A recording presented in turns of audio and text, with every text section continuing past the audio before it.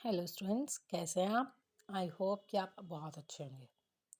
तो जैसा कि हम लास्ट वीडियो में देख चुके हैं कि हम क्लास 9th कॉमर्स सब्जेक्ट का चैप्टर नंबर 3 लेज़र की प्रैक्टिस कर रहे हैं। तो थ्योरी हम लास्ट वीडियोस में देख चुके हैं। अब स्टार्ट करते हैं न्यूमेरिकल्स। जो हमारा फर्स्ट न्यूमेरिकल है वो मैंने लिया है जो जनरलाइज द फॉलोइंग ट्रांजेक्शन्स, है ना। जो भी नीचे ट्रांजेक्शन लिखे गए हैं इनको जनरलाइज करना है आपको।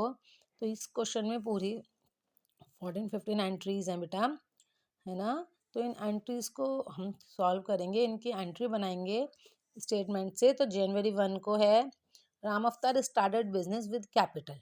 तो राम अवतार ने कैपिटल से बिजनेस स्टार्ट किया है। दैट मीन हमें राम अवतार की बुक्स में क्या बनानी है, एंट्रीज बनानी है। ओके, तो इसका सॉल्यूशन देखते हैं। अभी इतनी सारी एंट्रीज हैं, एक पेज पे सॉल्व नहीं हो सकती, है ना। तो इसलिए हम क्या करेंगे बेटा, नेक्स्ट पेज पे चलेंगे और थोड़ी थोड़ी एंट्रीज करके सॉल्व करेंगे।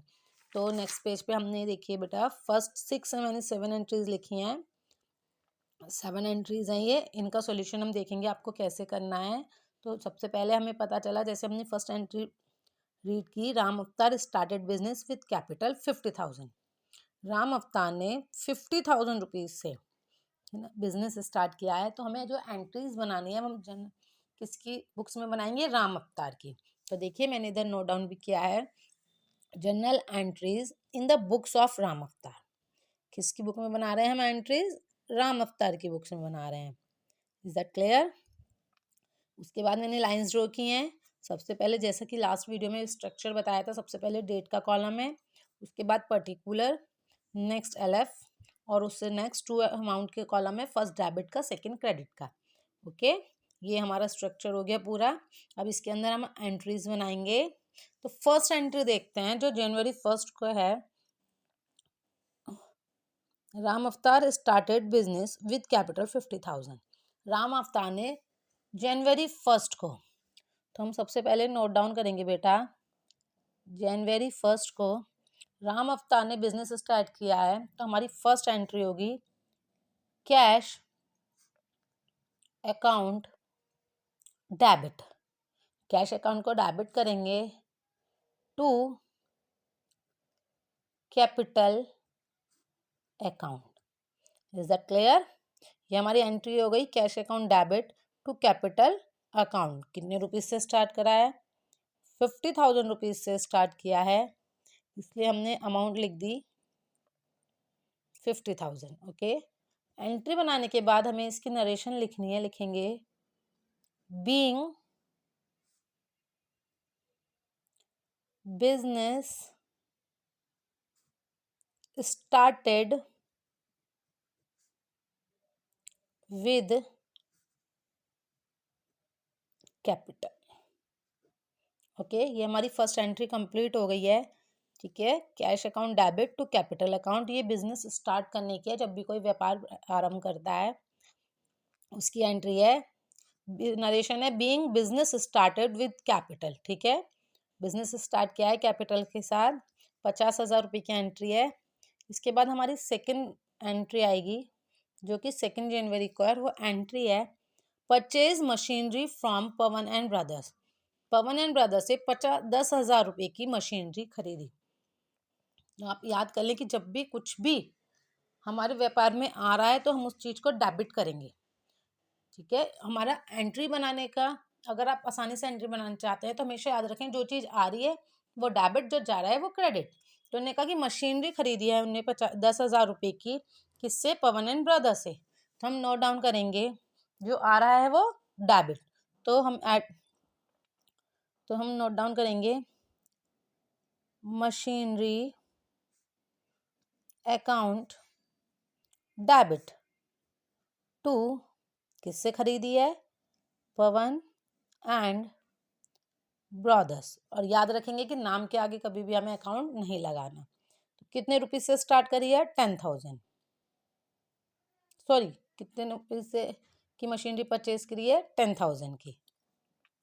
अब हम इसकी नरेशन नोट डाउन करेंगे, being machinery purchased, okay, from Pawan and brothers. Is that clear? ये हमारी सेकेंड एंट्री हो गई 2 जनवरी की। और अब नेक्स्ट एंट्री पे आते हैं January 3rd। Goods purchase for cash. Okay, तो हमारे पास क्या आया है? कैश आया है, ठीक है। Sorry, goods purchase for cash है ना, हमने गुड्स परचेज किया है। जब हमने गुड्स परचेज किया है, गुड्स क्या होता है ये तो सबको पता होगा, है ना बेटा? गुड्स मतलब माल। तो हमारे पास क्या आया है? माल आया है। तो गुड्स अकाउंट डेबिट, और कैश बताया उसने कि कैश में, तो टू कैश अकाउंट। अगर नाम दिया होता तो नाम नोट डाउन करते, लेकिन उन्होंने बताया कि हमने कैश में परचेज किया है, तो हमने लिखा goods account debit to cash account. Okay, कितने रुपीस का है? 15,000। कितने रुपीस की है? 15,000 की एंट्री है हमारी, हमने नोट डाउन कर दिया। अब इसकी नरेशन लिखेंगे। Being goods purchased, being goods purchased, okay, for cash. Is that clear? ये हमारी 3 एंट्री कंप्लीट हो गई। नेक्स्ट एंट्री देखते हैं। January 5 को है, याद रखेंगे, डेट बहुत ध्यान से नोट डाउन करेंगे। नेक्स्ट एंट्री हमारी 4 जनवरी को नहीं है, 5 जनवरी को है। Goods sold for cash. अब हमने क्या क्या रहा है? माल बेचा है और कैश में बेचा है। तो जब हम माल बेच रहे हैं तो हमारे पास क्या आ रहा है? कैश आ रहा है, क्योंकि हमने कैश में बेचा है। तो कैश अकाउंट डेबिट, कैश को डेबिट कर देंगे। टू गया क्या? गुड्स गया, to goods account. Narration, being goods sold. आप इतना नोट डाउन करके भी छोड़ सकते हैं, और लिखना चाहते हैं तो फॉर कैश भी नोट डाउन कर सकते हैं। और एंट्री हमारी है 5,000 रुपीज़ की। Is that clear? तो हमने 5,000 एंट्री में नोट डाउन कर दिया। नेक्स्ट है 6 जनवरी को। कौन सी जनवरी को है नेक्स्ट एंट्री? January 6 को हमारी नेक्स्ट एंट्री है रेंट पेड। अब हमने क्या किया है? रेंट दिया है, पेड मतलब देना। हमने रेंट पेड किया है 1,500, ओके, या 1,500 आप बोल सकते हैं इसको। जब हम रेंट पेड करेंगे बेटा, तो हमारे पास से क्या जाएगा? कैश जाएगा। नॉर्मल सी बात है, जब हम किसी को रेंट दे रहे हैं, रेंट मतलब किराया, तो हमारे पास से कैश जा रहा है और आ तो कुछ भी नहीं रहा। तो क्या लिखेंगे इसमें? किसको डेबिट करेंगे? रेंट को डेबिट कर देंगे। Rent account debit to cash account. Narration note down करेंगे। Being rent paid. Is that clear? और एंट्री कितने रुपीस की है? हमारी एंट्री है 1,500 की। Is that clear? नेक्स्ट है January 7 को। अगर बेटा कुछ क्लियर ना हो तो आप मेरे को कमेंट्स में बता सकते हैं, मैं उसको आपको एक बार दोबारा से क्लियर कर दूंगी। तो देखिए January 7 को हमारी एंट्री है credit sales of goods to Madan Lal. इसका मतलब क्या है? हमने मदन लाल को सामान बेचा है लेकिन क्रेडिट किया है, ठीक है, कैश नहीं बताया उसने, अब कह दिया क्रेडिट सेल्स, ठीक है। तो हमारे पास कौन आएगा? कैश तो नहीं आया क्योंकि हमने इसको क्रेडिट कर दिया।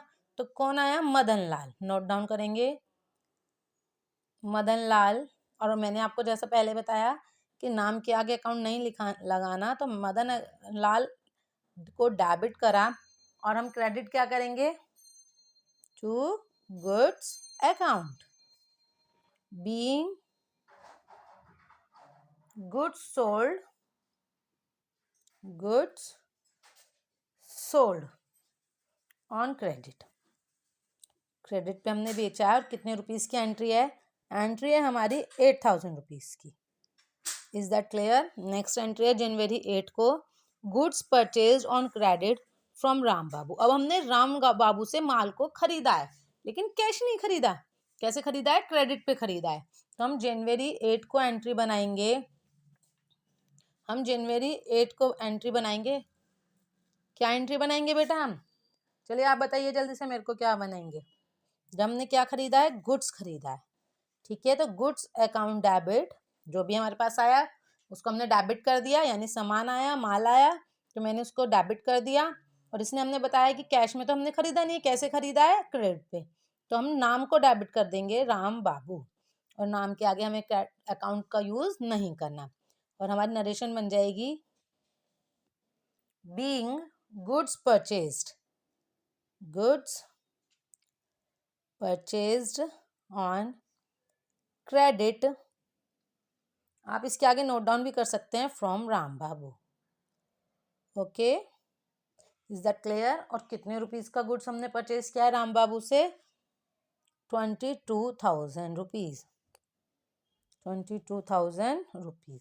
ये एंट्रीज हमारी 7 की 7 एंट्री कंप्लीट हो गई हैं इस पेज पर। तो बेटा जो आगे की एंट्री हैं, जो आपके क्वेश्चन की आगे की एंट्री है, वो हम नेक्स्ट पेज पे देखेंगे। Is that clear?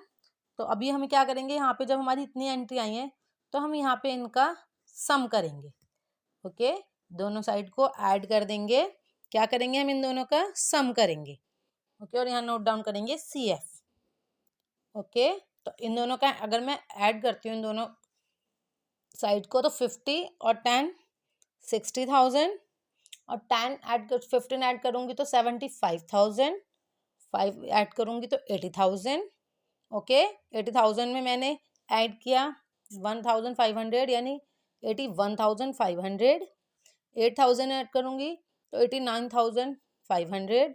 और 89 में अगर मैं ऐड करती हूँ 22, तो आप बताइए मेरे को क्या आएगा?